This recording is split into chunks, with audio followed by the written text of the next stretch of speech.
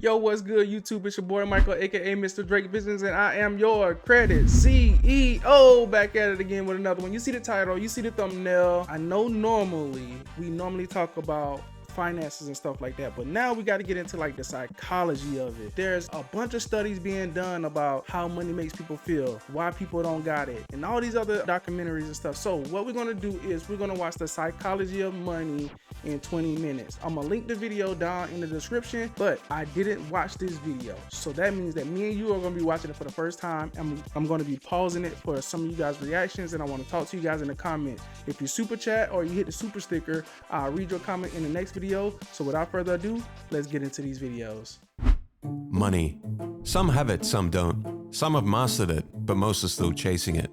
You may think of money as just numbers and spreadsheets and math, or an equation that needs to be solved. But the real financial decisions are made far away from calculators, around dinner tables with ego, pride, fear, and personal history.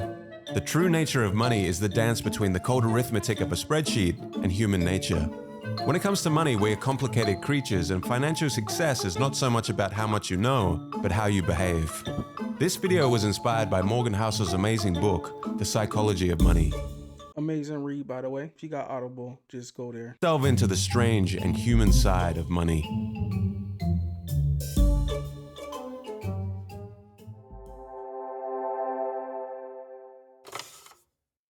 Your financial DNA. You aren't crazy. We all come from different generations, with parents earning different incomes and holding different values, living in various parts of the world, born into different economic environments with varying incentives and varying opportunities. We all have very different experiences towards money. Take for example the stock market and inflation. People born in 1970 saw an almost tenfold increase in the S&P 500 during their teens and 20s, leading most to have a positive view of the stock market and a higher inclination to invest. People born in the 1950s, however, saw the stock market go nowhere in their teens and 20s, leading to a more negative view of the stock market and less inclination to invest. People born into the 1960s experienced significant inflation during their teens and 20s, leading to a higher awareness and a more negative view of inflation and its effects. People born in 1990 experienced Hey, what year y'all was born, and is this true for y'all? relatively low inflation during their lifetime, leading to less concern and awareness of it. Wow. Yeah, 1990, bro. I didn't even know what inflation was. And when the housing market crashed, we didn't have a house. I didn't know what was going on. People was locked out of their banks. They couldn't use their credit cards, debit cards. That junk was wild. Facts. A person's experience with the stock market and inflation during their formative years greatly shapes their attitudes and behaviors towards investing and financial decision making. People justify every financial decision they make based on the information they had at that moment and their mental model of the world, which has been passed on to them from their parents and is shaped by their unique life experiences. Although they can be misinformed, lack information, or make bad decisions, their actions make sense to them in that moment and align with their own personal story. According to Housel, people do some crazy things with money, but no one is crazy. We all have unique worldviews, and since there is no universally correct way to manage money successfully, none of us are crazy. We make financial decisions based on our personal life experiences and our worldview. Yeah, that's crazy because when we went on a trip to the Bahamas, we went to this small island, bro. It was like split down the middle. The island was like 5 miles long. 2.5 miles down there, poor people. Bunch of poor people. Everybody just chilling, smoking and they were just like living their life. Everything was relatively cheap, and they had like a slow lifestyle. And then on the other side, they had condos and stuff like that for people who was flying in and visiting. And this place was called Bimini. It's over there by the Bahamas. You can tell who grew up where. And for a small island that was like 5 miles long, it made me re-engage with my business and stuff like that, because then I understood like, hey, I have an opportunity, so I want to take it. I served in the military, retired, and I'm getting paid from the military, and I got a business, and I plan on going to school and maybe even get a job or something. I don't know. Financial decisions are often not made purely on logical or mathematical grounds, but are shaped by your unique experiences and worldview. Be wary of one-size-fits-all financial advice, as what may seem irrational to others could make perfect sense to you. Compound Kings. There is no doubt that Warren Buffett is considered one of the greatest investors of all time. What is staggering is that $81.5 billion of Warren Buffett's $84.5 billion net worth was earned after he reached his mid-60s. Housel explains that few pay enough attention to this simplest fact. Buffett's fortune isn't due to just being a good investor, but being a good investor since he was literally a child. As a result of investing from the early age of 10, Buffett was able to harness the power of compounding. So what is compounding in a nutshell? Let's say you invest $1,000 at an interest rate of 8%. Your initial investment would earn you $80 after 1 year. If you compounded your total of $1,080 at 8% interest the next year, you would now earn $86.4. You've earned money on your initial investment as well as the interest you earned on the principal. An investment compounded over time gains interest not only from the original investment, but also from the interest generated on top of the original investment. Oh man, yeah. So when I joined the military, I had this HT2. She was talking to me about this. People who get the compound interest don't stop the first time they get compound interest. So every year they throw an additional $1,000 on top of it. So what he said, $80. So then that $80 will turn into $160 a year, and then they throw another $1,000 on it, and then it just keep going until you start making $1,000 a year, and then that's when that junk start going up crazy because now you throwing $1,000 on top of the $1,000 that you're getting in interest, and then after you get up there, it's just gone. The intuitive nature of compounding makes many of us not realize how extreme the results can be. Warren Buffett began seriously investing at the age of 10 and had a net worth of $1 million by the age of 30. Let's imagine an alternate reality where Warren Buffett behaved more like most young men in their 20s and used a lot of his early income on traveling and a few nice cars. If he started with a net worth of $25,000 at the age of 30 and retired at 60, but continued to generate the amazing returns that he does of around 22% annually, his net worth today would be around $11.9 million, which is 99.9% less than his actual net worth today of $84.5 billion. Warren Buffett's financial success can be attributed to the financial base he built in his early years and his longevity in investing. His skill is investing, but his secret to success is time and the power of compounding. Consider this from another perspective. The richest investor of all time is Warren Buffett. However, in terms of average returns, he is not the greatest. Jim Simons, for instance, is a hedge fund manager who has compounded money at a staggering 66% annually since 1988, a much higher rate than Buffett. The net worth of Simons, however, is $21 billion, which is 75% less than Buffett's. How is this possible? According to Housel, the reason for this is that Simons wasn't able to find his stride in investing until he was 50 years old, effectively giving him less than half as many years to compound as Buffett. Housel estimates that if he had invested over a time frame as long as Buffett, his net worth today would be 63 quintillion, 900 quadrillion, 781 trillion, 780 billion, 748 million, $160,000. It's important not to underestimate the power of compounding. No matter how counterintuitive the results of compounding may seem, they should never be ignored. People often focus on short-term gains, overlooking the long-term impact of compounding. Understanding and leveraging the power of compounding is crucial for long-term financial success. It's not about making quick high returns, but about consistent long-term growth. Hey y'all, I'm gonna leave the subtitles on, y'all, in the chat. Let me know if y'all want me to take the subtitles out of here. Pessimism and money. Optimism is a belief that the odds of a good outcome are in your favor over time, even if there are setbacks along the way. But when it comes to money, we all have a bias towards pessimism that we hold dear in our hearts. Looking back, however, things have generally improved over the years. So what is it about pessimism that we are inclined to embrace rather than optimism? The answer is because good things take time and don't happen overnight. Money is a subject that attracts pessimism for a variety of reasons. Let's start with the fact that money matters to all of us. When we hear about something bad happening in the economy, we're more likely to pay attention. For example, a 40% decline in the stock market over 6 months is likely to attract attention immediately and may even attract government intervention. However, the incremental nature of a 140% gain over 6 years can go largely unnoticed. Every year, 500,000 Americans are saved by the progress of medicine over the last 50 years. Slow progress, however, attracts less attention than quick, sudden losses, such as terrorism, plane crashes, and natural disasters. There are many overnight tragedies, but few overnight miracles.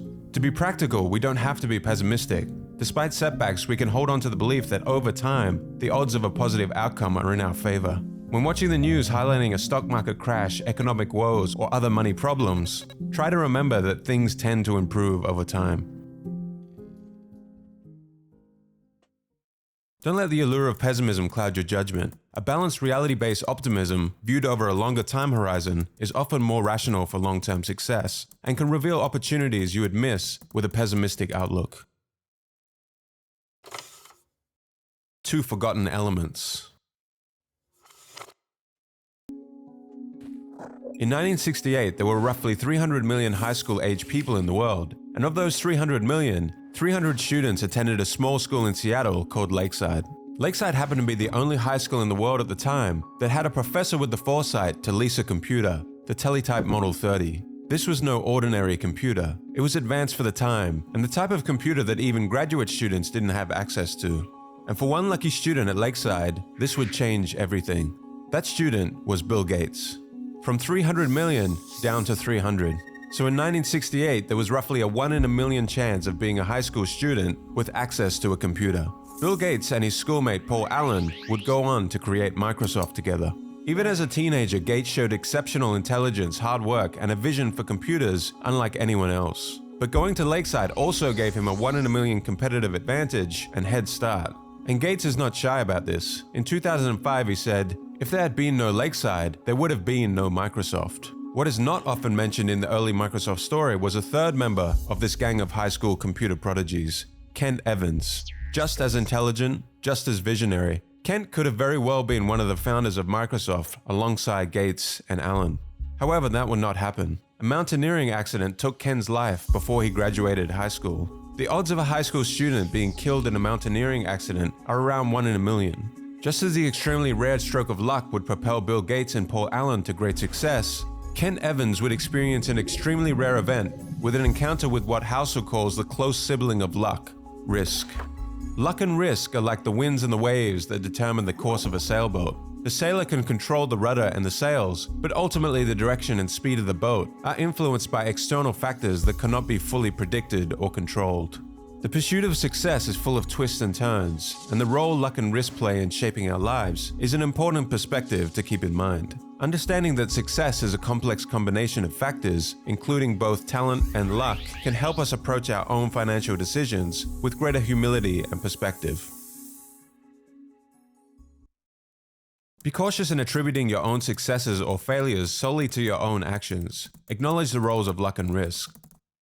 When learning from others, try to emulate broad patterns you encounter as opposed to extreme individual examples that often involve a high degree of luck or risk. These extreme cases are not easily replicable. Man, that reminds me of a quote where it says success is when opportunity meets preparation. But when opportunity meets preparation, that's generally just luck. You have to keep preparing, and then eventually an opportunity will come, and then you got to strike with that opportunity because you can miss out on a lot. I remember I had a video with Dave and I missed out on Dogecoin. Well, I thought I missed out on Dogecoin, but what happened was Dogecoin was like in its super infancy. Like I invest maybe like $500.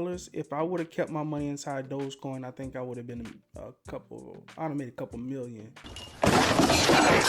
But at the point where I sold it, I made about a couple $1,000, but I sold it, and I had regretted it for a long time. But that wasn't the first thing I missed out on. I just had a feeling that I should have just left it in there. The key to happiness.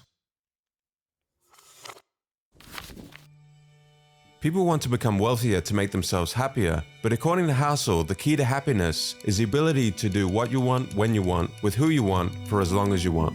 The pursuit of Wow, I gotta screenshot that quote. All right, let's continue.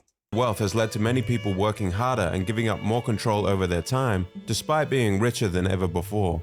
However, studies show that having control over your life is the most dependable predictor of positive feelings of well-being, more than your salary, house size, or career prestige. Ultimately, controlling your time is the highest dividend money pays. Pursuing money without valuing time is like filling a bucket with a hole in it. No matter how much water you pour in it, it will continue to leak out. Similarly, no matter how much money you accumulate, it won't bring lasting happiness if you don't have control over your time and can't enjoy the fruits of your labor.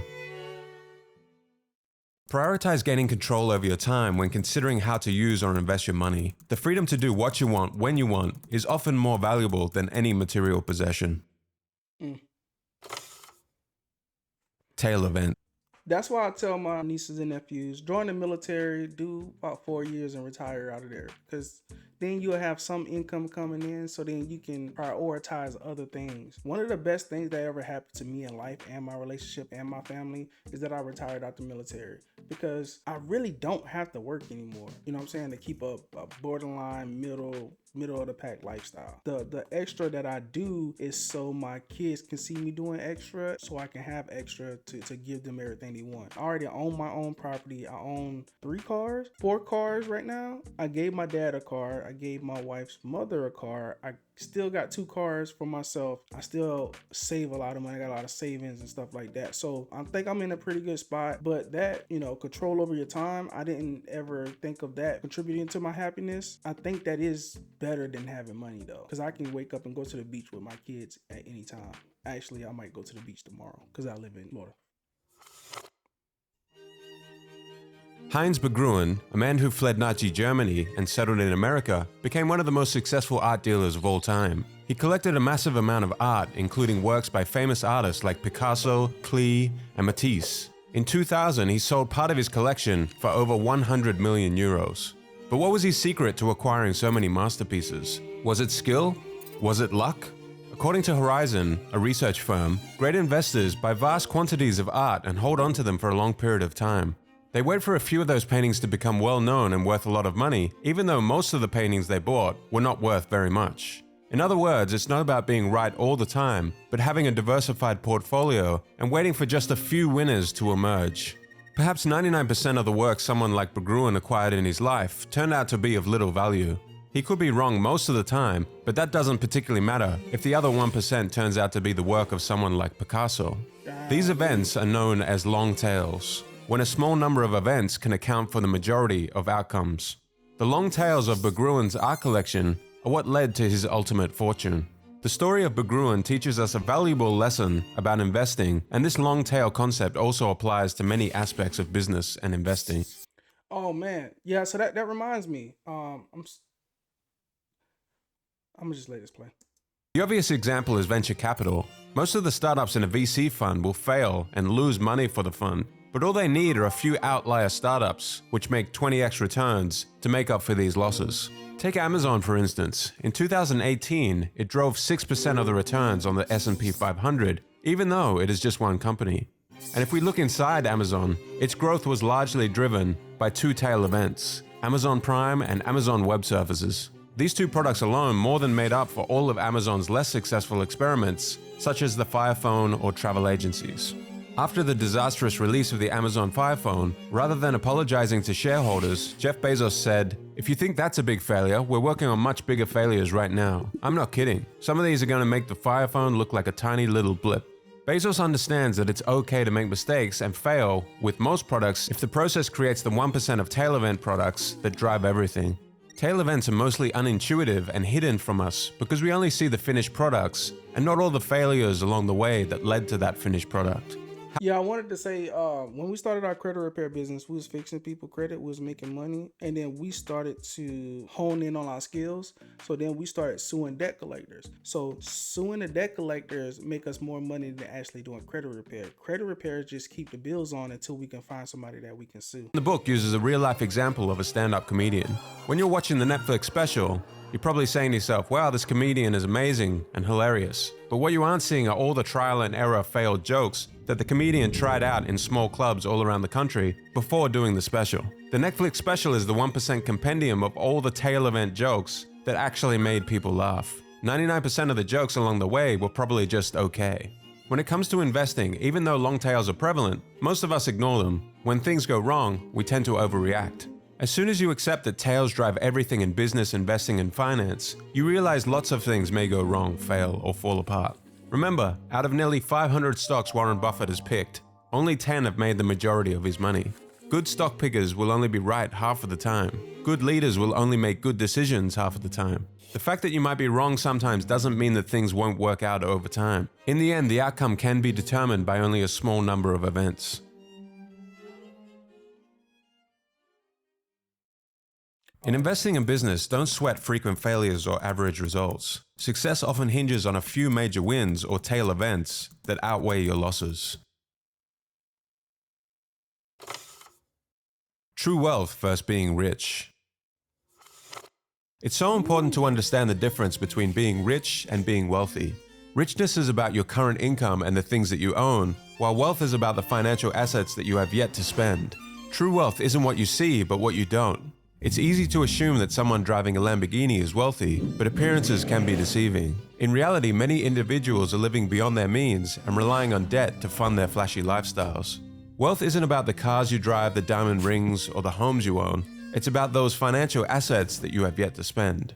Accumulating wealth takes self-control and restraint. The diamonds, watches, and first-class upgrades that you decline all contribute to your overall wealth. It's easy to find rich role models who spend lavishly, but true wealth is hidden and therefore harder to imitate. We're conditioned to believe that having money means spending money, but the real key to building wealth is to save and invest the money you have. In fact, the only way to be wealthy is to not spend the money that you do have. The next time you see someone driving a fancy car or living in a big house, remember you can't judge wealth by appearances alone. The true key to wealth is self-control, restraint, building assets, and investing in your future. Aim for long-term financial security by accumulating valuable assets. Rather than equating wealth with material possessions like flashy cars and luxury goods, focus on building true wealth, not just the appearance of being rich. The real price. Imagine you're climbing a mountain with the goal of reaching the peak and admiring the amazing view. Maybe you will get sunshine that day, maybe rain. You may get lost, you may fall and injure yourself. The difficulty of the climb is not always apparent until you're in the thick of it. From the ground looking up, the path to take may seem obvious, but along the way you will certainly need to reassess and change your path to the peak. You are under no illusion, however, that there will be some golden escalator that will safely take you to the peak. You understand before the climb that this uncertainty and risk is just the price you have to pay to get to the top. But when it comes to investing in the stock market, many people think they can avoid the uncertainty and risk and get something for nothing. Housel likens the stock market to getting a new car. If you want to get a new car, you have three options. You can buy a new car, buy a used one, or you can steal one. The new car is a higher price, but the reward is greater. Think of the new car like aiming for 12% returns from the stock market. The used car is cheaper, but also comes with less reward. The used car is a much safer investment, but only returns 4% per year. Stealing a car is like trying to get something for nothing. 99% of people would avoid stealing the car because the consequences outweigh the benefits. However, when it comes to the stock market, people seem to be under the impression that they can take option 3 and steal from the market. They try all kinds of tricks and strategies to get good market returns without paying the price, attempting to sell right before the dip or buy before a boom. Consider, for example, wanting to earn an 11% return over 30 years in preparation for your retirement. From 1950 to 2019, the Dow Jones Industrial Average has returned about 11% per year. Over those 69 years, however, of course, there have been many high highs and low lows. For many, the sight of their investment going up and down can be traumatic, so they try to get in and out quickly without paying the price of volatility and uncertainty over the long term, akin to trying to steal the car. The price you must pay is not just about dollars or cents when investing. It's about accepting the emotions that volatility, fear, and risk can bring. Recognizing that successful investing comes with a price is crucial. The price is not immediately obvious, but you have to pay it, just like you would for any other product. The key is to convince yourself that the market's fee is worth it, and it's an admission fee worth paying. There's no guarantee that it will be, but if you see the admission fee as a fine, you'll never enjoy the experience. Be willing to pay the price once you find it. Woo. View market volatility as an admission fee for the potential of higher returns, rather than as a fine for doing something wrong. This mindset will help you stick with your investment strategy for longer time periods and during tough times. Hedonic treadmills. Oh man. Enough. Know when enough is enough. Become familiar with the concept of hedonic adaptation or the hedonic treadmill. Every time you hit the goal, you keep moving the goalpost further ahead. You need only look at the demise of Bernie Madoff and Gupta, two men who already had everything and were ultra wealthy, but all the money in the world would never have been enough, both resorting to crime to make even more money.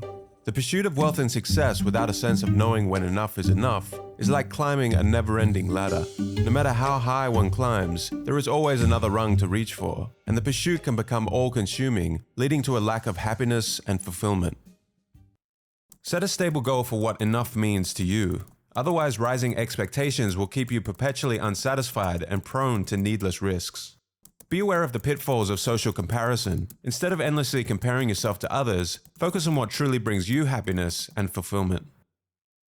Big screen. Hey man, that was a W video if I ever say one. Thank y'all for watching this whole thing through with me. All right, so now I want you guys to help a brother out. I'm trying to get to 1,000 subscribers. So right here, you can subscribe to my channel where we have more videos like this. Right here, YouTube is going to suggest this video for you because they knew that you liked this one so much. Thank you guys. This was a longer style video. I don't want to hold you any longer than I have to. So thank y'all for watching this video, and we will be back with another one. Credit CEOs, we out of here. Peace.